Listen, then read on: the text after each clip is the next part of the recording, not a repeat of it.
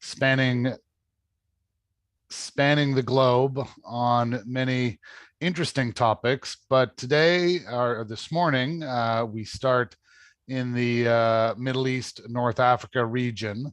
And just as an initial note before I introduce our moderator, this conference was founded by Jose Antonio and myself in the desire of creating a forum that really reflects the incredibly diverse and globe-spanning nature of international arbitration now. And the arbitration world has grown dramatically in the last 20 some odd years or even less. And I think the nature of this panel in itself is a great example of how fantastic and experienced arbitration practitioners exist all over the world, not just in the major centers that we all typically know where arbitrations have tended to be centered, but now we see arbitrations in every corner of the globe. And our conference is making an effort to reflect that dimension of the world we work in. And apropos to that, this session being on the Middle East, North Africa, we have Megan Bachmann, who is a partner at Crowell & Moring, along with me. I welcome Megan to the panel today. She very kindly agreed to moderate this topic, which she is incredibly well suited to do. She actually came to Crowell & Moring about a year ago with a great group of lawyers with a practice focused in Doha, Qatar. And that practice involves international disputes involving major infrastructure. The firm has worked for years with the government there. And in particular, the latest project has been on the Hamad Airport. And many other matters as well. So we have the firm has a great interest in the region. We've worked on many cases, as have I, in Kuwait and Egypt and elsewhere. And this is really a great way to kick off the day. And we'll pass it over to Megan for what I know will be a great panel and a great discussion. So there you go, Megan, and enjoy. Thank you so much, Ian. I am delighted that you are all joining us for today's World Arbitration Update panel, focusing on the Middle East and North Africa region. I think it's fair to say that from an arbitral perspective, the MENA region is of particular interest for any number of reasons. Given the prevalence of infrastructure development and construction projects in the Middle East and North Africa, there has been a rise in disputes associated with the region, many of them mega disputes that match the scale and value of the mega projects underlying them. And for the majority of construction disputes in the Middle East, international arbitration remains the resolution process of choice. The MENA region is also an extremely dynamic one. The last decade alone has seen immense change and in some areas volatility and continuing conflict. In some countries, there's been wholesale regime change, sometimes multiple regime changes, and developments to the systems of government. And there have been multiple reshufflings of regional alliances, and these shifting political and legal landscapes have themselves given rise to disputes, as well as set the stage for commercial and investment disputes. The MENA region has also long been a crossroad of the world, historically as the link between Asia, Europe, and Africa, and in more recent times, a nexus of energy, trade, religion, culture, and travel, among other things. Many arbitrations of MENA-related disputes reflect a convergence of legal systems and principles from the local civil law that applies to the parties' rights and obligations, Sharia law principles, local procedural law, and in many cases also common law perspectives and approaches of project participants and investors in the region. All of these features in turn feed a variety of nuances surrounding arbitration of disputes in MENA, which brings us to today's panel, the title of which is Middle East North Africa Region, Mega Disputes, Expansion of International arbitration centers and a renewed interest in Sharia law as a foundation of applicable law. I have the immense privilege of introducing to you today our speakers for today's panel, all of whom are stars in the field, have particular expertise in the nuances of arbitration in the MENA region, and whose accomplishments are too extensive to allow me to capture more than just a fraction of them in my introductions today. I'm going to introduce your speakers in the order in which they will appear. Today's presenter is Munya Harte Alonso. Munya specializes in international commercial and investment arbitration. She is a PhD candidate and lecturer in international arbitration at the Universidad Complutense de Madrid. She obtained her LLM from Georgetown University Law Center and also a master from the Université Paris 1 Panthéon-Sorbonne.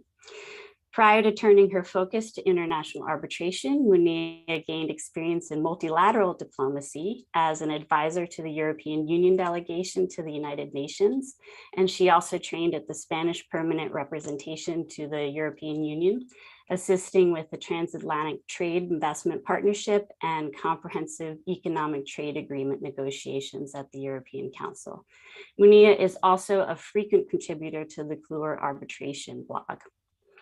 We then have our three panelists. Our first panelist is Shireen Foti, a senior associate at Covington and Burlington in Washington, D.C. Shireen focuses her practice in international commercial and investor state arbitration and has particular experience in the energy sector, regularly representing clients in gas pricing arbitrations under long-term gas supply agreements. Shireen earned her Bachelor of Arts from the University of Michigan and a Juris Doctorate at the George Washington University Law School. She was also a Fulbright Fellow in France and has an LLM in French and European law.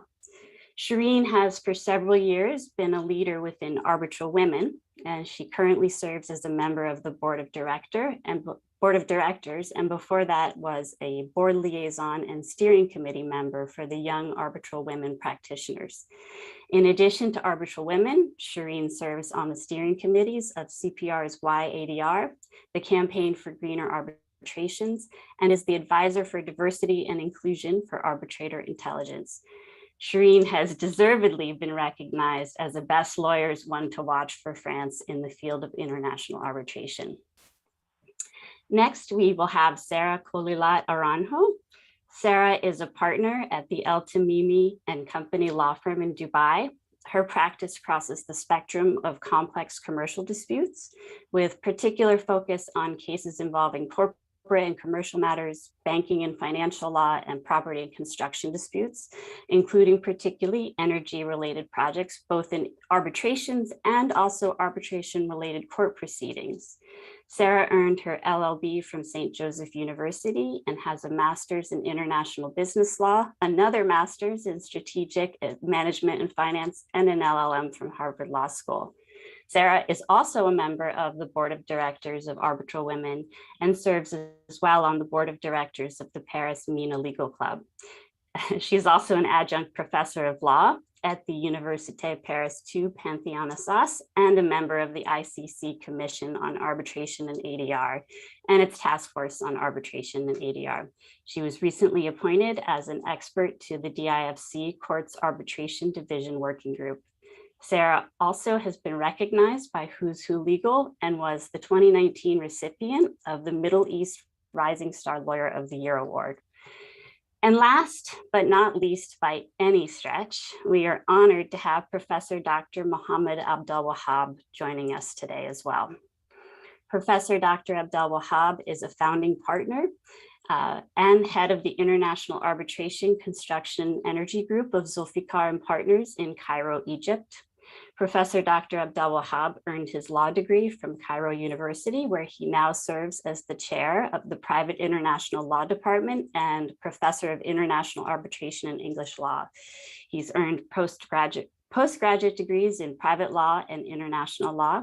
And following these, Professor Dr. Abdel-Wahab earned a Master of Philosophy and a PhD from Manchester University, as well as an advanced diploma in international commercial arbitration from Oxford University.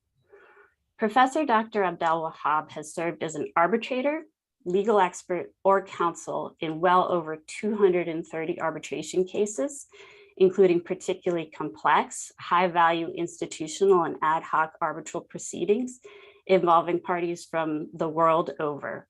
He has appeared as an arbitrator, counsel, and legal expert in cases under the auspices of essentially every arbitral forum in the MENA region, as well as ICC, ICSID, LCIA, SEC cases, and multiple ad hoc UNCITRAL proceedings.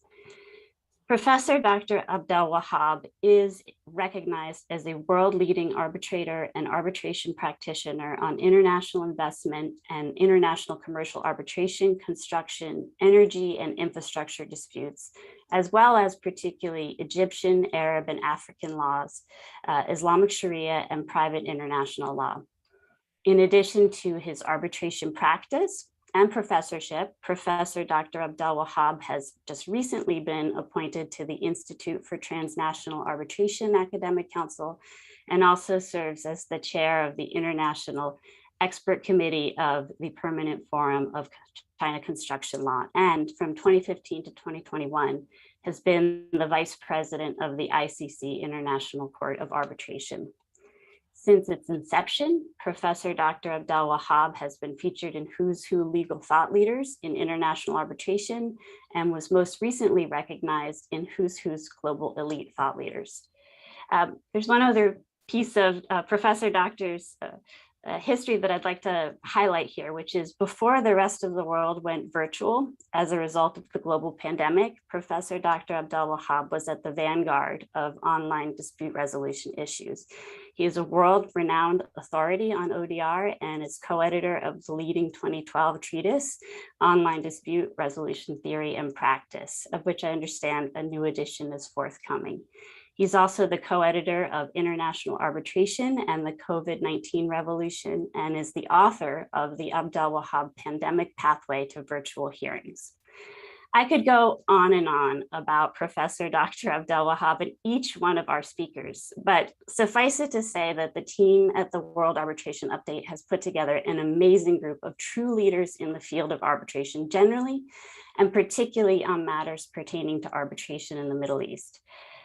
Before I turn it over to you, Munya, as a presenter and then to the panelists, I just wanted to share a few points about today's format, which is we have an hour and a half reserved for today's session. Each of our speakers are aiming to spend about 10 or so minutes on their remarks with the goal of reserving plenty of time at the end of the panel for discussion and the opportunity to respond to questions from you. So if you have questions as we go, please do post them in the chat as we can return to them at the end and may even be able to get to some of them during the course of the panel. And then in the last 15 minutes of the session, we'll have the opportunity to go into small breakout rooms to meet one another and have smaller format discussions there. So I encourage you all to please stay for what is sure to be a further lively discussion in the breakout rooms. And just as one last reminder, please be sure to stay on mute to avoid inadvertently interrupting any of our speakers. Thank you so much. And with that, I'll turn it over to you, Munya. Thank you, Megan, for singing our praises so eloquently. Thank you to the organizers, Jose Antonio and Ian, for the invitation of the first edition of the WOW, the first of many to come. And thank you to the stellar panelists that joined us today. As to my presentation, it serves the purpose of presenting the panel's topics and a broader outlook on the region, leaving substantive aspects to the panelists. At the outset, this panel will focus on, as I said, substantive, but also procedural aspects of disputes involving either MENA parties or MENA jurisdiction. This is not yet another construction or debt talk. It is a much deeper and rich discussion. And citing Karim Youssef, there is a quest for cosmopolitan law in MENA.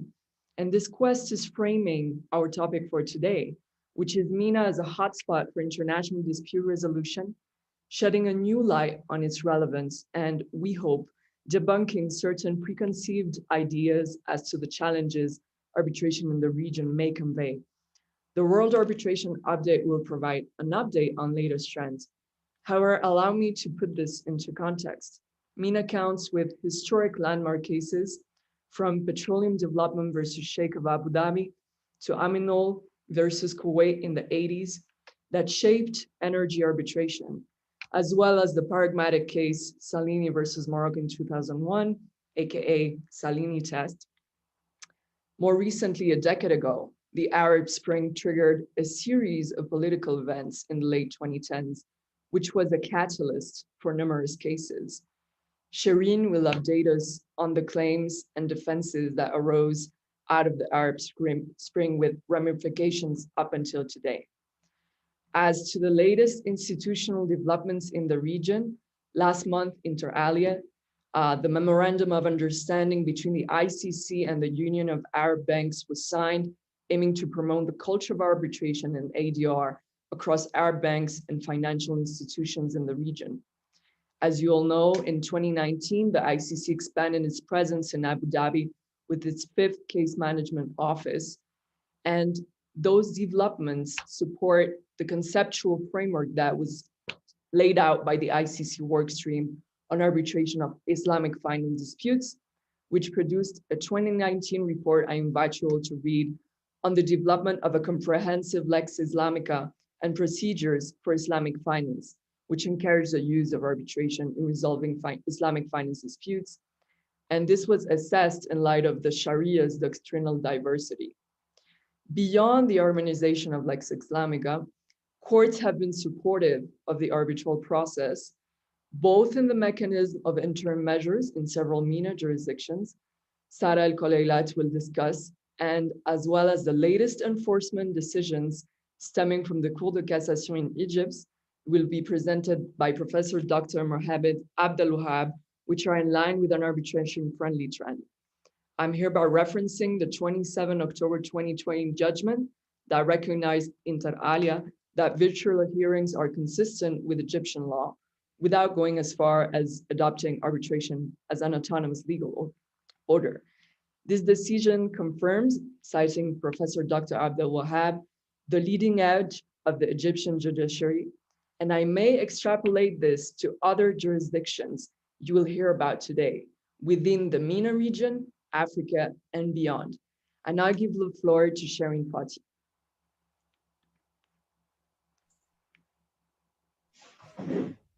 Thank you very much, Munya, and good morning and good day to everyone who's participating today. May I ask the organizers to please open my set of slides for this presentation. Thank you very much. So today I will be discussing the invocation of Arab Spring events in recent international arbitration claims and defenses.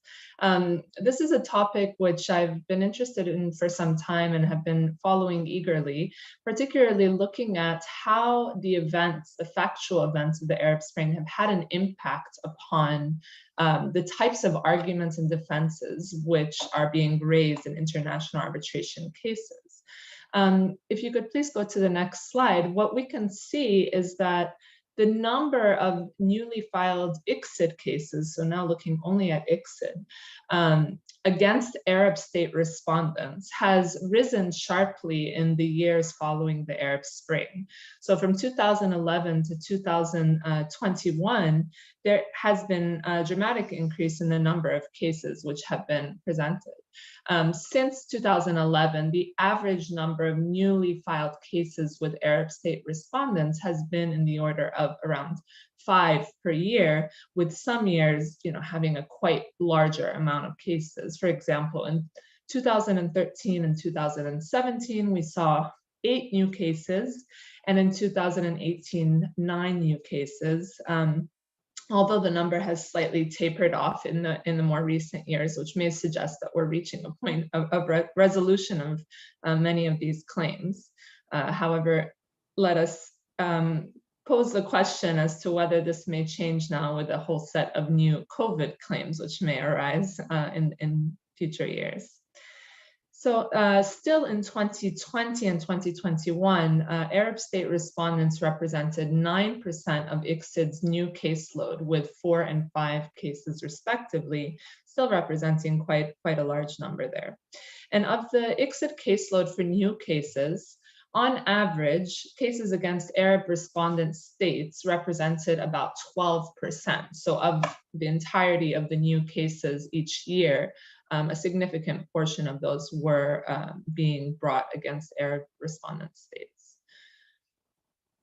So if you could please go to the next slide. If we break that down by country, we can see that certain countries have been more frequently on the receiving end, and I'm sure Professor Dr. Abdul Wahab can testify to those. The most frequent respondent state being Egypt, who has seen 26 cases since 2011. If you look at each year, they are by far the most frequent respondent state, which has been targeted by claims relating to or arising out of the Arab Spring, but also other topics. We also see Algeria has been a frequent respondent, Libya also more recently, Morocco, Iraq, Saudi Arabia, Jordan, and other states as well. If you go to the next slide, please. I had a look at the sample of cases, a sample of cases brought by against the Arab states under various institutional rules. So looking at not only ICSID cases in this circumstance, but also ICC, PCA, ad hoc proceedings, to try to assess what were the particular trends that we can see within this field. And what I was able to learn is that a number of cases, a large number of cases, were discontinued or settled during this time period. So you see that gray peak on the left side of the screen. There, particularly with the state of Egypt, there were quite a large number of cases which were either dismissed or settled of the total number which were brought against the state of Egypt. So in total, 28 cases were dismissed or settled. Another 23 were decided in favor of the state, and 14 cases were decided in favor of the investor. We can see that Libya is a frequent unsuccessful respondent state, but Egypt has actually fared pretty well, with 8 cases decided in favor of the state and 17 discontinued or settled. So this may be an indication that because of the robust arbitration regime in Egypt, because of the Egyptian State Lawsuit Authority, which is the state mechanism or the state office which handles all disputes coming in where the state is named as a respondent, perhaps the state successfully deals with many of these cases which are coming in, which from, depending on the disposition of the position you're representing, could either be claimed as being, brought perhaps without merit or without kind of any basis for the claims, but simply as a starting point for perhaps negotiations or discussions behind the scenes. But it seems that Egypt has actually done pretty well at handling those. So the outcomes have not always been favorable for investors. Some cases have been dismissed on jurisdictional grounds. Others have resulted in liability decisions in favor of the respondent state. But there are certainly some which have been successful, meritorious claims which have succeeded at the international arbitration level, award stage, I should say. So now moving on to the next slide, I do want to quickly give a few examples, and we can maybe go further in depth in this discussion when we get to the discussion period. I wanted to raise a few of the examples of what are we seeing as certain arguments and defenses which arise out of the facts coming from the Arab Spring. So of the greater sample of cases I looked at, only some of them have directly dealt with the Arab Spring. Some have mentioned it in passing without necessarily relying on the facts which have been presented as a basis for any of their claims or defenses, perhaps in an attempt to color or contextualize the claims which are being made. Or the defenses which are being brought by a state against the claims being brought. So some of the cases against respondent states, both in the investment and the commercial context, have examined select events of the Arab Spring uprisings, which have been raised by both claimants and respondents alike to support their positions. The first one we can look at is the necessity defense. And I won't go through every single case here, but I did want to pull out a couple of interesting examples which might trigger some of the discussion later on. So, for example, in the Union Fenosa Ixid case, a Spanish gas company brought a case against Egypt. The respondent state Egypt invoked, amongst other arguments, the doctrine of necessity under customary international law to defend against its shutting down of an LNG plant. And it claimed that its prioritization of supplying natural gas to feed domestic electricity in Egypt, rather than exporting that gas, as had been agreed initially under the contract with the investor, was an act of necessity, which was the only way to maintain Egypt's security, public order, stability, safeguard its essential interests, and maintain its basic services in the face of grave and imminent peril. So it was raised. It was unfortunately, I'm sorry, I have a visitor here this morning, so excuse me. So in the, so in that case, the tribunal actually dismissed the necessity defense. So the defense of necessity was found to be unfounded and could not excuse respondents' failure to comply with its obligations under the Egypt-Spain Treaty. Though the state would not be viewed as having contributed to the state of necessity unless it subjectively intended to create that situation. So it's an interesting example of attempted use of the necessity defense and then it unsuccessfully being invoked. In the Strabag versus Libya case, there was another instance where it was attempted to be used, and it was not reasonably possible for the Libyan authorities to invoke this argument. So if we can look now to the second, the next slide, the second example, seeking to break the causal link. So in another case, Olin versus Libya, this was a ICC case brought by a Cyprus investor, which was seeking compensation for Libya's alleged expropriation of the land in which it had invested in order to build a dairy and juice factory. And there, Libya argued that the element of causation, so here from the state's perspective and the state's defense, Libya was arguing that the element of causation was missing from the investor's case, and asserted, amongst other arguments, that the harm that it may have suffered in the post-February 2011 time period was the result of the chaos arising out of the Libyan revolution and not from acts attributable to the Libyan state. But the tribunal in that case, in its award, was unconvinced by that line of argument. And it held that while the events of the Libyan revolution and civil war may have had a general impact on the investment climate post-2011 and may have contributed to the underperformance of the Cyprus investors' business, those events would not be sufficient to address the investors' underperformance prior to 2011. So when compared to the other market entrants around the same time period as that Cyprus investor, another competitor with similar initial investments at the outset of its investment in 2006 was able to make large profits in a short time period and maintain its position as a market leader, despite the events of the Libyan crisis. So comparing to other investors, the tribunal was able to say, well, the events that you invoked in the relating to the Arab Spring, they may well have colored the circumstances, but they didn't have a requisite impact on the element of causation that you were seeking to apply. If we go to the next slide, and please, Megan, cut me off if I'm going over time, but I do want to just very quickly touch upon these last couple of examples. No, I think it's important that you do touch on the last few slides, so please go ahead. Thank you.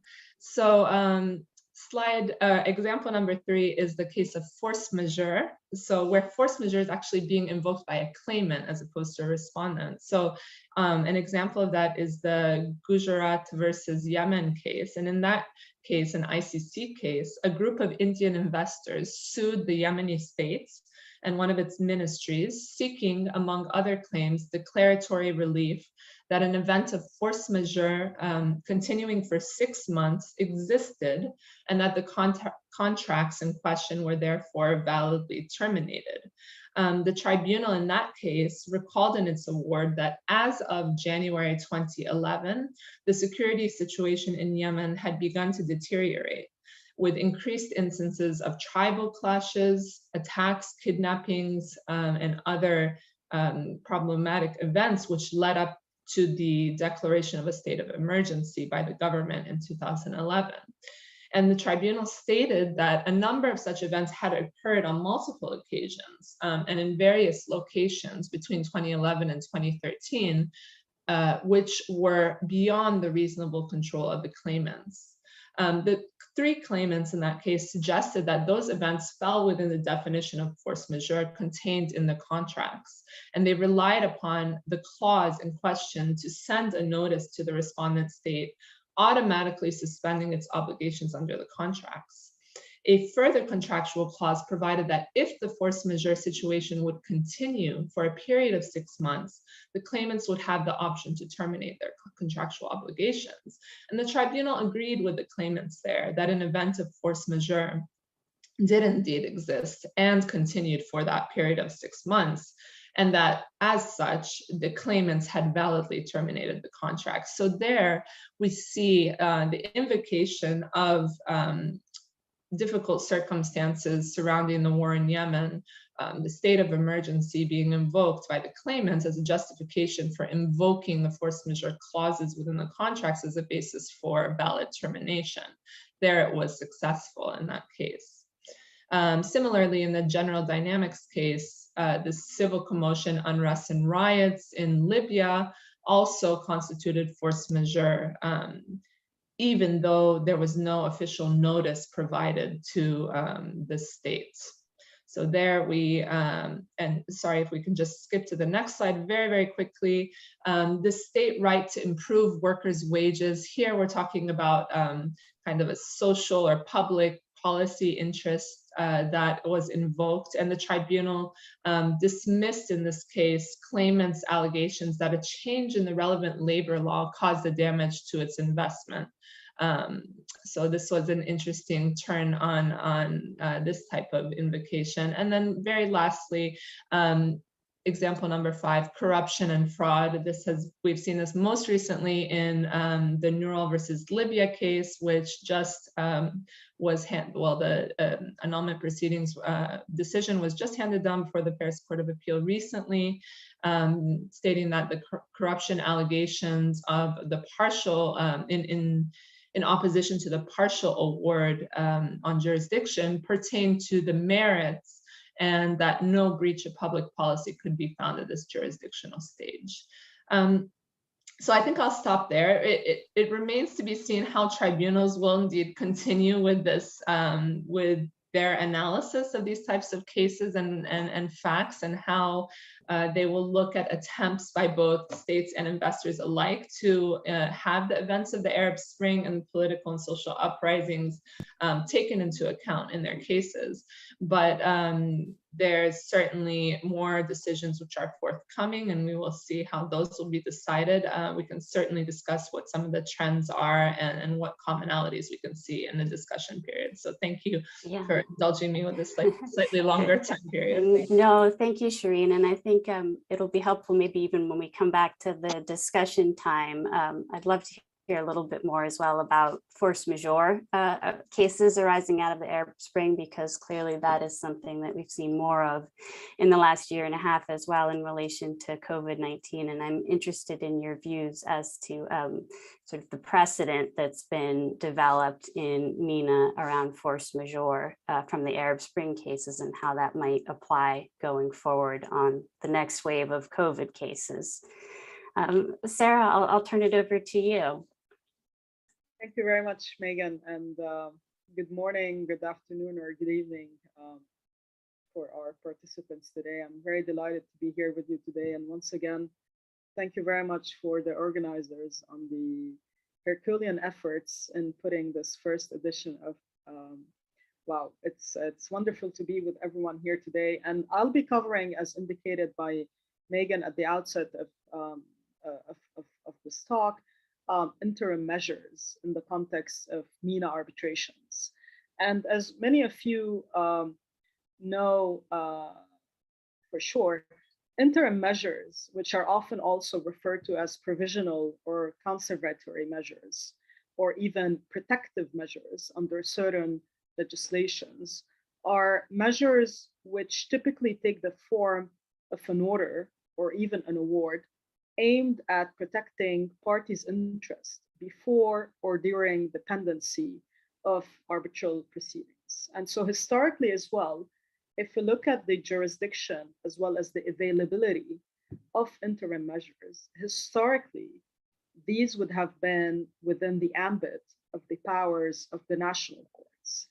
And over sort of the last 3 decades, there has been obviously a movement towards providing further powers and authorities to arbitral tribunals. And as we will see today, we are definitely in this trend here in the MENA region. And maybe just to quote, with respect to the relevance or importance of interim measures, I would just like to quote a very telling passage from the ICC Secretariat's Guide to Arbitration.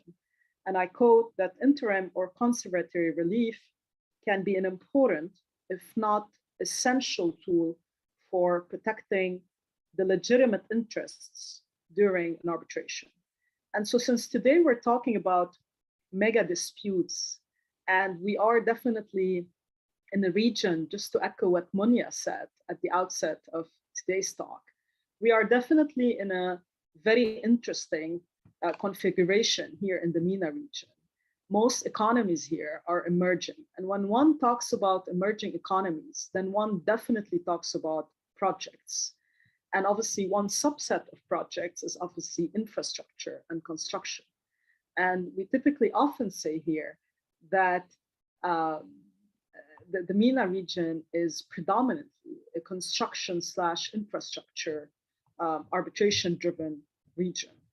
And because that is the case, then any practitioner would often have to consider the ultimate protection of interests, which could arise and often in situations before commencement of arbitration proceedings, or sometimes as well during the course of arbitration proceedings as well.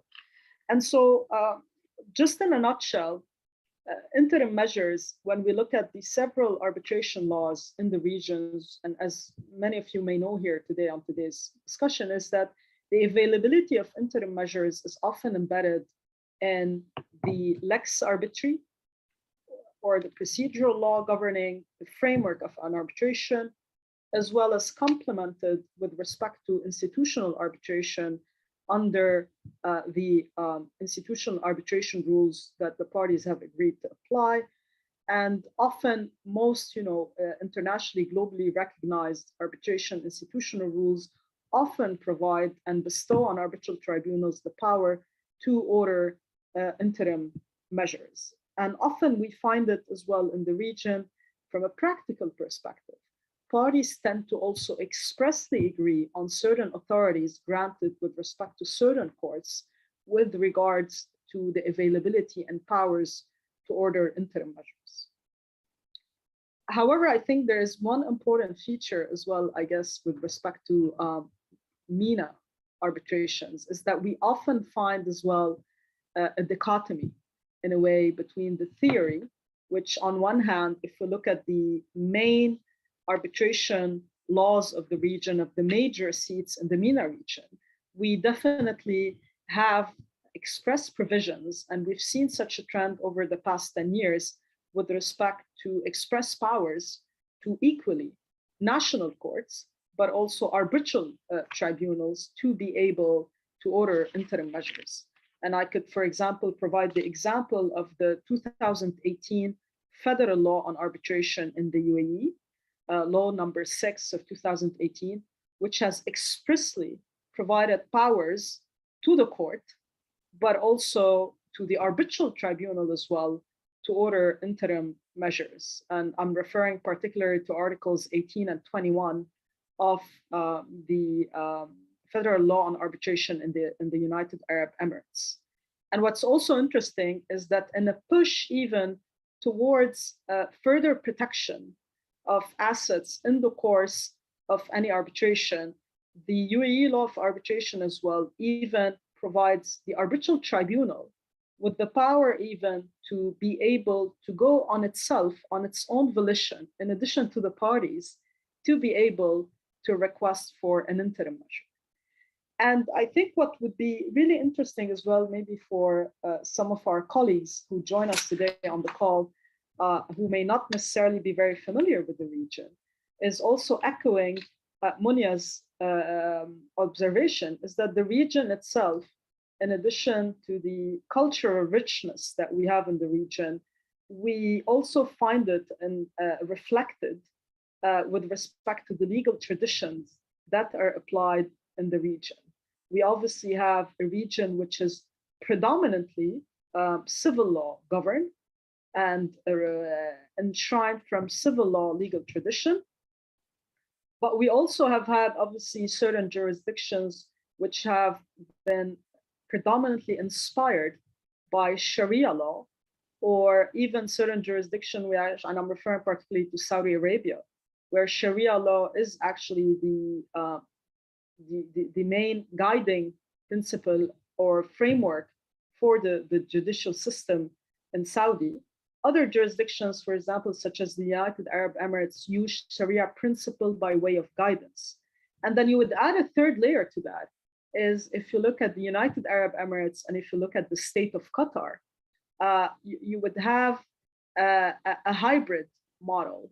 And the hybrid model results in having common law jurisdictions, and those are typically referred to as judicial enclaves of common law laws, but also courts. And I'm referring particularly to three main jurisdictions, which are the DIFC, so the Dubai International Financial Center, the Abu Dhabi Global Market in Abu Dhabi, and the Qatar Financial Center courts, the QFC courts in Doha in the state of Qatar. And those three separate jurisdictions as well, which I appreciate can be a little bit surprising at the outset for colleagues from outside the regions, but those standalone jurisdictions enjoy regulations, laws, including regulations on arbitrations and a dedicated standalone arbitration framework, which also expressly provides for powers for arbitral tribunals to also order interim measures, but also under certain circumstances for the national courts to be ordering certain interim measures in protection of mainly assets in the course of dependency or even before arbitration proceedings. And I'll touch upon certain nuances there. And so ultimately, we have an interplay at different levels in the MENA region. On one hand, we could be ending up with a jurisdiction which is purely Sharia governed, a jurisdiction which could adopt, a hybrid mode, or we could end up with a third type of jurisdiction, which is going to be predominantly a civil law jurisdiction.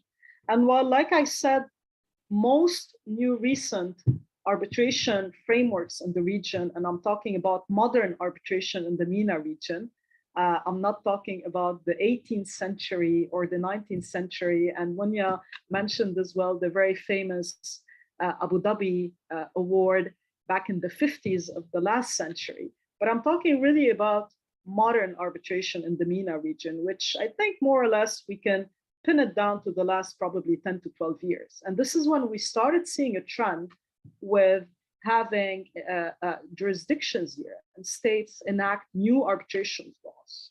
And part of that movement is, just to put it into perspective, was aimed at actually providing a safe framework for foreign investors who were not probably necessarily very interested in litigating any disputes before the national courts. So The recent arbitration laws, and I'm talking about the Bahraini arbitration law of 2015, which pretty much refers to the UNCITRAL model law, the ADGM regulations of 2015, the DIFC arbitration law, which dates from 2008 and which has been amended slightly in 2013, and the Saudi arbitration law of 2012 with the implementing regulations in 2017. And we've seen very recently the much awaited arbitration law at the federal level in the UAE, which goes back to June 2018. And all of these laws, as I've said, they provide for express powers with certain nuances for equally national courts and arbitral tribunals to issue and award interim relief.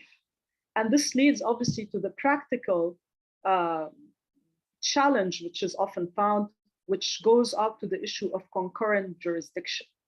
And the concurrent jurisdiction notion with respect to interim relief is even much more interesting to look at in the context of MENA disputes. Because technically speaking, concurrent jurisdiction, the concept of concurrent jurisdiction typically goes back to the issue of concurrent or competing jurisdictions between, on one hand, the national courts, and then on the other hand, the arbitral tribunal. Whereas in the MENA region, and I'm referring specifically to those jurisdictions with a hybrid model, particularly the United Arab Emirates and the state of Qatar, well, we have an added value of concurrent jurisdiction because we actually end up with a competing jurisdiction within, on one hand, the civil courts, and then on the other hand, common law courts. And if time permits, I will gladly share with you one practical experience I've had, which has resulted in a convoluted battle between the parties, between several fora within the same jurisdiction. Yes, Sarah, I'm really glad that you mentioned that because I was hoping that in your last minute or two, you would actually touch on what's the practical effect here. Is there a tension or is there a battle? So please do share that with us. Thanks, Megan. And so what I really wanted to maybe close out on, and maybe I'll give those practical examples, is that for the past 20 years or so, there has always been an issue with regards to, on one hand, bridging the gap between what the theory said, which has been necessarily providing support for either a prospective arbitration or an ongoing arbitration, which historically has lied with the courts. But more recently, with the advent of the new legislative regimes, the arbitral tribunals did indeed have powers. And I can share with you, for example, that under most modern arbitration rules, there is the provision and tool which is for the EA, the emergency arbitrator. However, historically, there has been a dichotomy in practice because while on one hand, we had a theoretical framework which afforded certain powers, enforceability, and I know that Dr. Muhammad today will talk about enforceability, but from a final award perspective, the gap had always remained that the enforceability of interim orders, particularly tribunal-ordered interim orders, were often challenging and were often not secured, which sort of inhibited the aim of, from the outset, obtaining interim relief. However, in 2016, there was a DIFC court judgment, the multiplex case, which has also confirmed, on one hand, the availability and recognized availability of onshore interim ordered relief in the context of DIFC court proceedings. Very recently, about 2 years ago, and it's a case I was involved in as well, there was a case in which an arbitral tribunal that had issued an interim relief in an ongoing DIFC seated case that was actually issued for enforcement by the DIFC courts. And there's the famous 2018 case in which the Cairo Court of Appeal, it's the Dusan versus Damietta Port famous dispute in which the Cairo Court of Appeal actually ordered for enforcement at an arbitral tribunal issued interim relief. And all of that to say, and I conclude by this, is that we are definitely seeing a positive trend in the MENA region where there has been broader powers given obviously to arbitral tribunals and also by the same token, the relevant support by the courts, obviously not all courts, but the relevant support given by the courts, particularly with respect to the enforcement of arbitral tribunal ordered interim measures. That's a perfect transition, Sarah. The relevant support is a perfect transition to Professor Dr. Abdel Wahab's remarks. So with that, we'll turn it over to you. I'm very grateful to have been invited to be part of that event, and I'm very grateful to Megan for her very kind introduction, which I'm sure has not done much justice to my esteemed speakers, but has certainly exceeded what I deserve at my end. Now, of course, the benefit of speaking last after great, highly intellectual and very capable speakers is that I can simply say I concur. And fortunately, we have allocated different topics. So I will try to match their wits and intellect in the coming 10 minutes or so.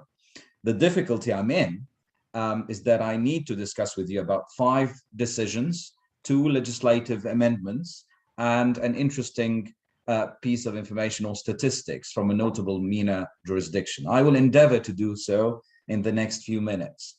Now, I've been entrusted with addressing new developments regarding recognition and enforcement in the MENA region.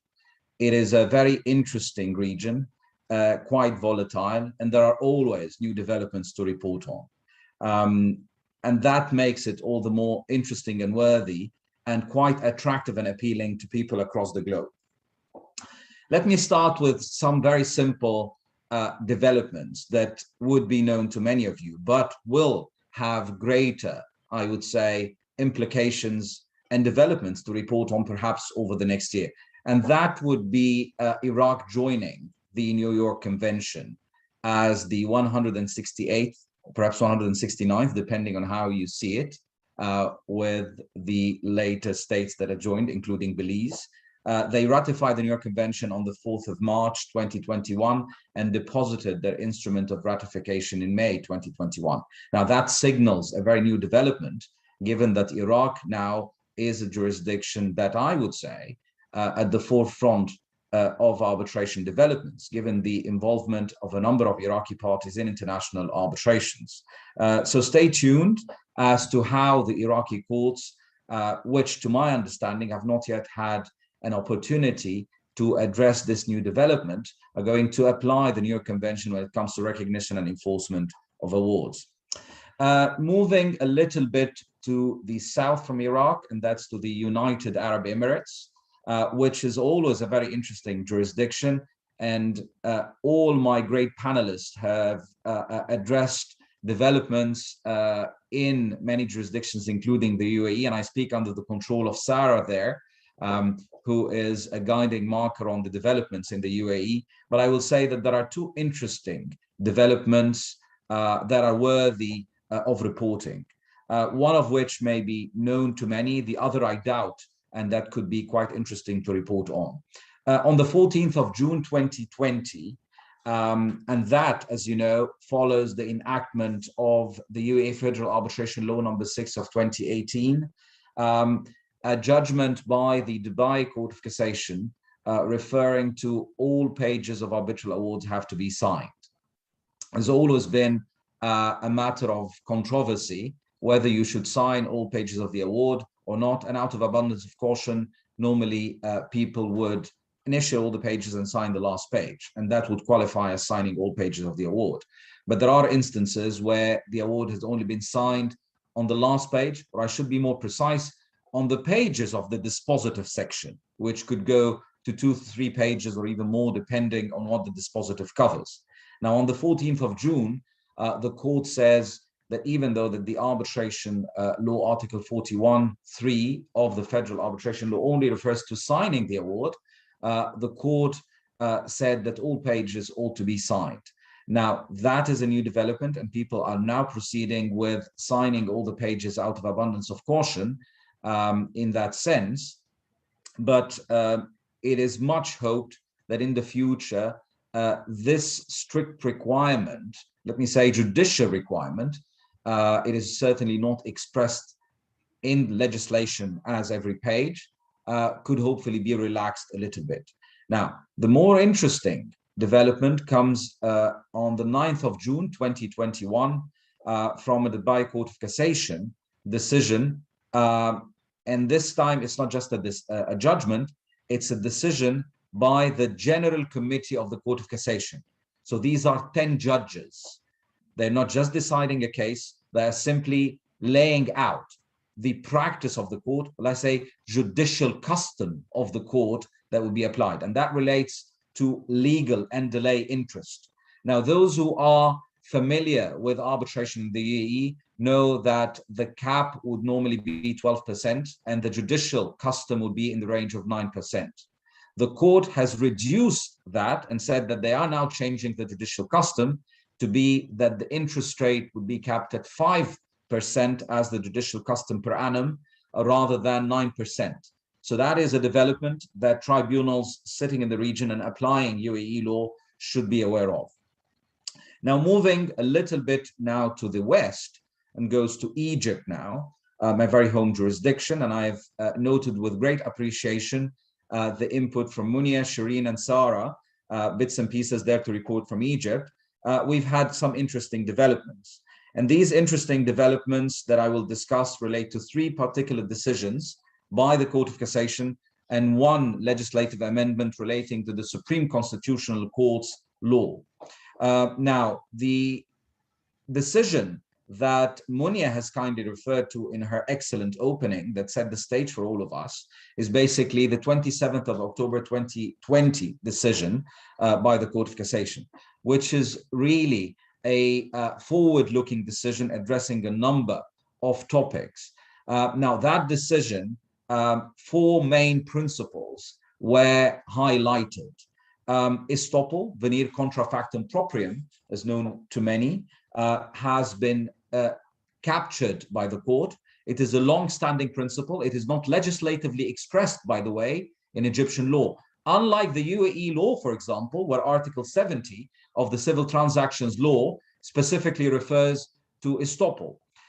In Egypt, the courts, the first one was actually, well, long ago in the 1950s, the Court of Cassation did refer to estoppel in a non-arbitration context.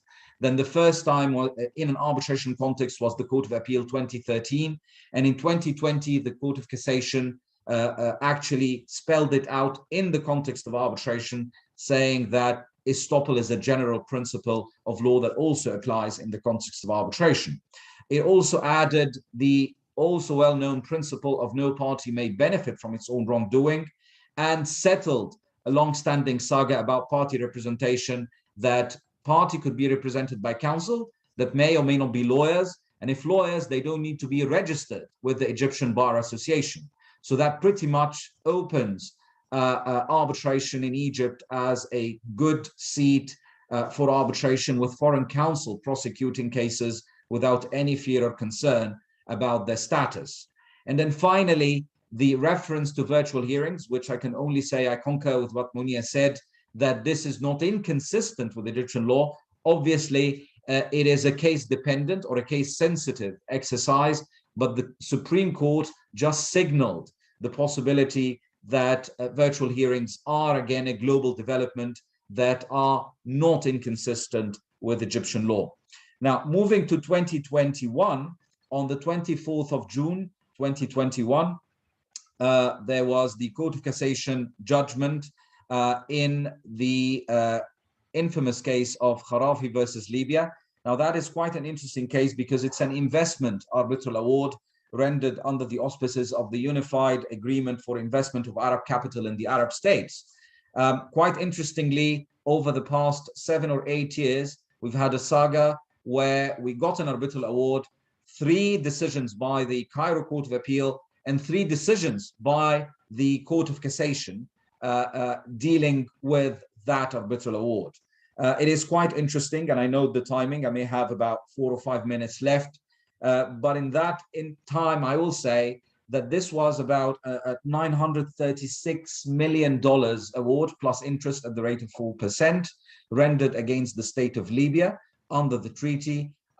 Libyan state applied to set aside the award before the Cairo court, the seat being Egypt. this was rendered under a treaty that does not envisage an appeal of an arbitral award, and there is an express provision referring to the finality. In that sense, what has happened is that the Court of Appeal said, we do not have jurisdiction under that treaty to deal with this award.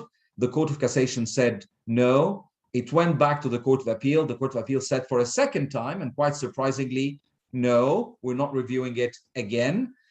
It went back to the Court of Cassation. The Court of Cassation said, no, you are going to review it, and we have jurisdiction.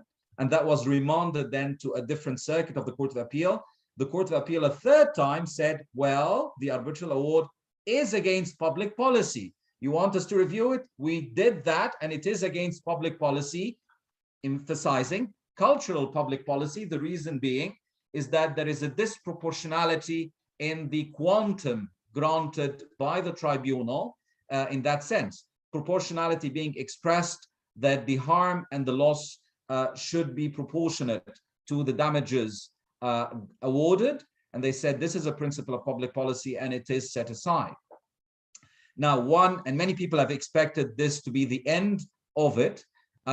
I thought it would not be, and it turned out not to be the case. The Court of Cassation, for a third time, despite inviting the Court of Appeal previously to do their job by reviewing the award, well, said, yes, you did review it, but you got it wrong.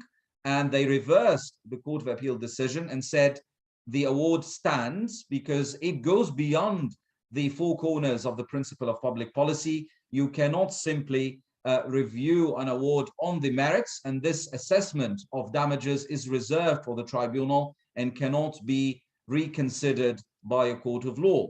So it set the principle that arbitral awards cannot be subject to a de novo review on the merits, and that there is no ground to apply the principle of public policy.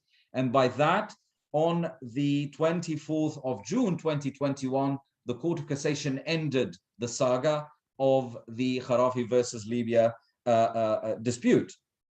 And then on the 8th of July, the Egyptian Court of Cassation again rendered a judgment in the DEPCO versus DPA ICC award. And the importance of that, it is the first ever ICC arbitral award to be set aside by Egyptian courts. We can go into that during perhaps the discussion, and I can shed light on the reasons. The Court of Appeal, it suffices to say that the Court of Appeal, the Cairo Court of Appeal said the award stands and there is no reason to set it aside. The Court of Cassation differed and said it is to be set aside on the basis of public policy because decisions by administrative authorities, administrative decrees in a way, are not arbitrable, and so it is against public policy to enforce that award. It is a decision that is subject to controversy. Some people agree, others disagree with the decision, but it is definitely worthy of consideration to report on this development. The final development relates to the Supreme Constitutional Court law amendment on the 15th of August 2021 by virtue of Law 137 of 2021, amending the 1979 law of the Supreme Court of Cassation. Now that no longer has a direct relevance to arbitration, but why am I addressing it? For two reasons. People to know of this, to be aware of that legislative development. It deals with the right of the Supreme Constitutional Court of Egypt to deal with the enforceability within Egypt of decisions by international organizations and a request to deny enforcement of foreign court judgments rendered abroad against the Egyptian state in that sense, if enforcement is sought in Egypt. Initially, the third limb of the law included reference to the possible review of arbitral awards by the Supreme Constitutional Court, an added layer that was not previously there. In the final version that is published in the official Gazette, arbitral awards do not feature and they have been eliminated. So everyone should be comfortable now that arbitral awards are not subject to review other than the review basis in the arbitration law of Egypt number 27 of 1994. The final development comes a little bit from the east, and that's from the Kingdom of Saudi Arabia, which is a jurisdiction on watch to many. because of the great developments and the strides they are taking to enforce the awards. And I second what Sarah has mentioned. Over the past decade, developments, legislative developments in the MENA laws have led to a more arbitration friendliness towards enforceability. And that started in the Kingdom of Saudi Arabia with the enactment of the 2012 law regarding arbitration. The interesting thing to develop is that in February 2021, the Ministry of Justice of Saudi Arabia announced that they have received since 2016 no less than 25,000 enforcement applications. And that accounts for about 4.7 billion Saudi riyals at stake. Imagine the great potential that jurisdiction has and the number of enforcement applications that they have experienced. 8,964 of these applications took place only in 2020, and a fair percentage related to foreign awards. So that is a jurisdiction to watch. I expect that there will be further developments as the Saudi courts open up more and more to the enforceability of awards. I'm afraid, given the time limit I have, I will stop there. And I'm very grateful for your patience, but I'm looking forward to a discussion. And I thank very much my co-panelists for their excellent presentations. Megan, the floor is yours. Thank you. Thank you so much. That was very informative. I have a question first for you, Shireen, from the chat, and that is, and also after Shireen, after you answer it, please, I would invite the rest of the panelists, if you have further thoughts, to please do jump in. Have tribunals hearing MENA region cases been more receptive to claimants' invocation of Arab Spring justifications as force majeure than of the respondent states? Do you see a difference in how they're treating the claimants and the respondents as far as force majeure? That's a good question. I think that of the few cases that I did identify where respondents were invoking force majeure as a justification for in defense of their position in a particular arbitration, I don't believe that any have been successful, if I'm not mistaken. But I will have to look back through the list. The ones that I have seen, at least discussed in great depth, have been those where the claimants are invoking it as a basis for getting out of the contract, of their contractual obligations.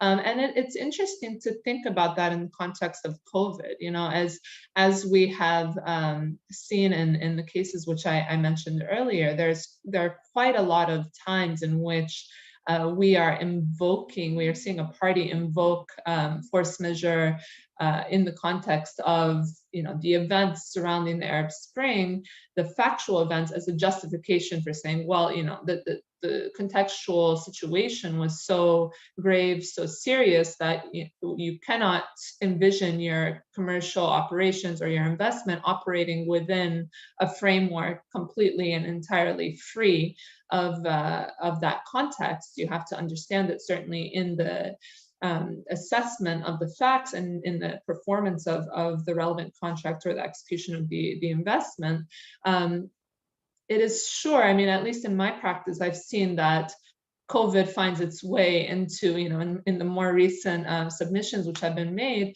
COVID finds its way into almost all of them in some context, whether it be an actual invocation of force majeure or some sort of excuse or necessity or some disposition which is seeking to invoke, you know, non-application of the contractual terms or of the performance of the investment in the preferred context. So I think that with the Arab Spring and with COVID now, we see those names and terms thrown around quite readily.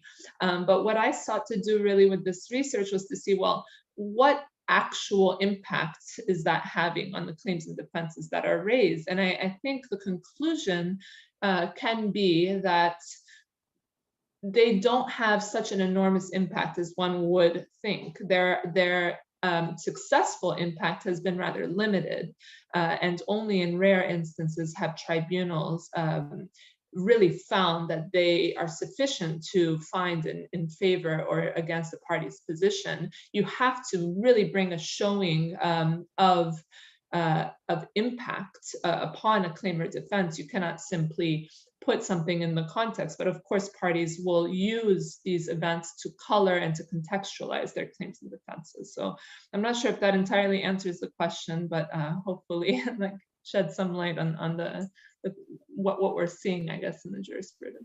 Yeah, it does. And I think it's quite interesting too that everybody in the world has a level of empathy right now for the impacts of COVID. And so perhaps, at least on first blush, there may be more reception, a better reception to COVID-related force majeure claims in these cases, but perhaps not. In the long run, the matrix is still the same, as you say. You really do have to show an impact. I have a question from the audience as well for you, Mohammed.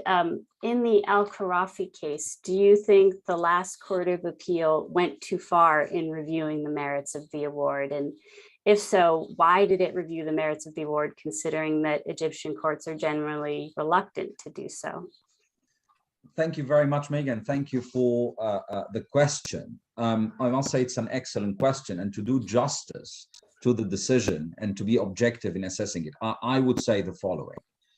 Personally, I think the decision went far, but I will have to say the following. The court, let's say the circuit, and the judge who rendered that decision is an arbitration-friendly judge. He's one of those few who support arbitration and who has been at the forefront of, for example, saying that interest rates do not pertain to public policy, something that the Court of Cassation has not yet picked up. So he's really pro-arbitration. The thing is, and in fairness, he looked at the award and looked at the expert evidence. And I'm quoting from the award, he said, hundreds and thousands of pages of expert evidence on calculating compensation based on assumptions that from his perspective or from the court's perspective were quite like building a straw house or straw man, and felt that it was quite disproportionate. And the position was that the case started with a request for relief in compensation for about $5 million. Then it moved up to tens of millions. Then it became 936. From the court's perspective, that signaled a claim that was not meritorious. And so the line that they have actually crossed was that the principle that damages would be awarded to compensate a loss is a principle of public policy. But what they did is they took a leap of faith to consider proportionality. And so that is where they crossed the line and would have then be seen as looking into the merits. So I do appreciate and understand the perception that motivated the court to render such a decision, but I'm afraid that actually it is a review of the merits, which is not authorized. And that is why the Court of Cassation said, no, you can't conduct an overview of the merits. And if the arbitrators have awarded compensation that others may see as unwarranted or exaggerated, the position is that this is the party's choice to go to arbitration and choose those, select those arbitrators. So that was the end of it. And so you cannot then second guess what the arbitrators have done. I hope I've answered the question, and I feel that the Court of Cassation is correct in its final decision in the Kharafi versus Libya.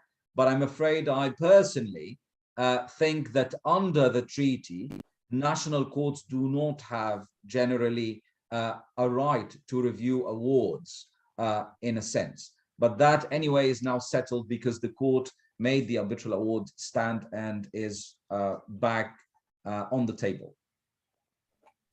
Thank you. I know that we're about to move into the breakout rooms, but if I could get the indulgence of the panel for just 1 or 2 more minutes, I wanted to pick up on something that you just said, Professor Doctor, which is that this Court of Appeals decision was rendered by an arbitration-friendly judge, actually. And I would love to hear from any and all of the 4 of you on what you're seeing with trends in sort of the experience of the local judiciary in the MENA region with enforcement of arbitration orders and awards. Sarah, why don't you start? Yeah, definitely, I think there's a trend towards more favoritism or arbitrary favoritism in the region. And as I said earlier, this has been fueled by considerations of attracting further FDI in the region. I would have to also maybe caveat this to say that this trend is not to be overgeneralized, right? There are certain outliers, I would say, as well in the region. The trend is there, but I wouldn't say it has yet become superbly well established. And I would like maybe to give out an example for our participants today is, for example, issues of capacity and authority to agree or to consent to arbitration proceedings. This is a prevailing feature of arbitrating in the MENA region, whereby there are often challenges to the validity itself of the arbitration agreement on issues of consent or authority matters at the time the parties have entered into the arbitration agreement. And while we've seen really a trend towards safeguarding arbitration agreements at the DIFC courts, for example, because standard applicable there would sort of apply the doctrines of apparent authority. Such a trend has not been necessarily applicable regionally at the courts, civil courts level. However, we've seen a trend now over the past 5-6 years before the Dubai courts, and I'm referring particularly to the Dubai Court of Cassation, which has actually, and quite interestingly, used an Islamic law principle, and I'm referring to the equivalent, and Dr. Abdul Wahab mentioned that equivalent earlier on, which is the civil law equivalent of the doctrine of estoppel. And if we look at Article 70 of the Civil Code, it pretty much says that one should not be permitted to benefit from a conduct to which it has sort of conducted and should not actually renege on such a conduct.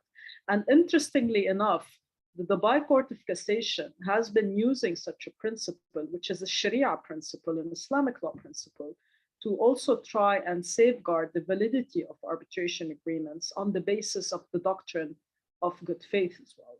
I have to caveat that this trend is not yet to be considered as a jurisprudence constante. There has been conflicting also decisions. And more importantly, the trend is only now for the time being limited to Dubai, to the Emirate of Dubai. Other Emirates have not followed through yet. So just in a nutshell, the trend is quite positive. It will take time, obviously. Two sort of ancillary developments is that the DIFC courts have established an arbitration working division and are leaning more and more towards having a specialized arbitration circuit within the DIFC jurisdiction, which obviously is very welcome. And maybe just, Megan, on the point that Shireen mentioned earlier with regards to COVID and the impact of COVID, there was a similar decision by the Saudi Supreme Court as the one that Professor Abdul Wahab mentioned with respect to interest, by the same sort of body or equivalent body, which is the General Assembly of the court back in December 2020, which has had really an impact from a substantive level on arbitrations as well in Saudi particularly. And it pretty much provided guidance, which pretty much is interesting, again, stems from principle of Sharia, which that in view of achieving justice under certain conditions, obviously, COVID is to be treated as a force majeure exonerating liability, or as an emergency situation, paving the way for the readjustment of the obligation. And this is obviously a very important and determinative decision that has also been, I guess, the highlight over the past 10 to 12 months here. Thank you so much, Sarah. That's just fantastic. Very informative. I want to make sure that we do save time for our breakout. So I think at this point we will move into breakout rooms. And as I said before, we can certainly continue the conversation there as well. And I look forward to it. And I want to just thank again our fantastic presenter, Munya, and our amazing panelists. So Jose Antonio, do you want to lead us into the breakout rooms? Oops, Megan, we thank you for your very capable moderation, in all honesty. And I speak, I think, for myself and all my co-panelists. We are delighted that you moderated us. Apologies for cutting you, Jose, but I think our thanks were due. Yes, thank you. Thank you so much. And Mr. Muhammad, we concur. Thank you so much to each one of you. It was, I sincerely believe that I'm not exaggerating. It was really a stellar panel. Thank you to each one of you. I will not repeat your names, but we are immensely grateful from start to finish.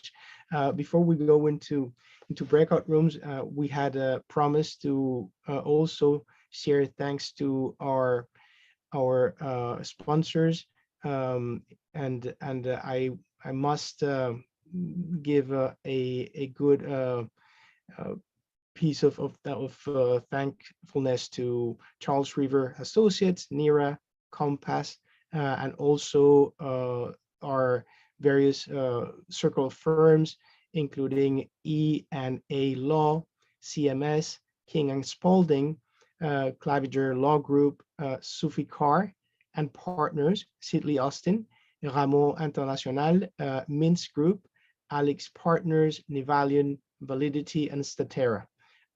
Now, we'll move into the breakout rooms, and hopefully you'll enjoy. Do enjoy the time with the stars, and thank you very much.